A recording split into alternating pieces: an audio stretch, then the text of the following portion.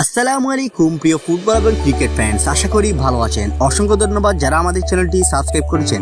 যারা এখনো আমাদের চ্যানেলটি সাবস্ক্রাইব করেননি, বিশ্ব ফুটবল এবং ক্রিকেটের সকল খবর সবার আগে আপডেট পেতে আমাদের চ্যানেলটি এখনই সাবস্ক্রাইব করুন। সবাইকে রীতিমতো অবাক করে দিয়ে লিওনেল মেসিকে হুমকি দিয়ে একই বলল ন্যাশভিলের কোচ। মেসিকে আমরা ভয় পাই না, ইন্টার মায়ামিকে উড়িয়ে দিব।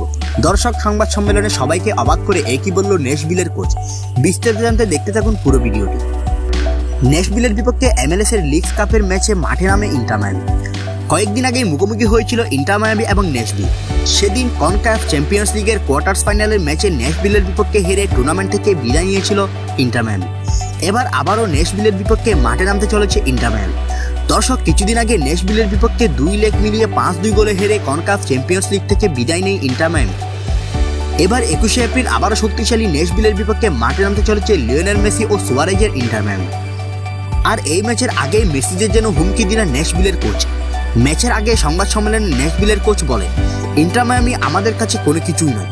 ইন্টার মায়ামি আমাদের সাথে শেষ 2 ম্যাচে জয় পায়নি, উল্টো তারা আমাদের কাছে হেরে টুর্নামেন্ট থেকে বিদায় নিয়েছে। তাদেরকে আমরা কোনোভাবেই ভালোভাবে নিচ্ছি না। তবে তাদের দলে আছে বিশ্ব চ্যাম্পিয়ন লিওনেল মেসি, যে কিনা যে কোনো সময় ম্যাচের মোড় ঘুরিয়ে দিতে পারে।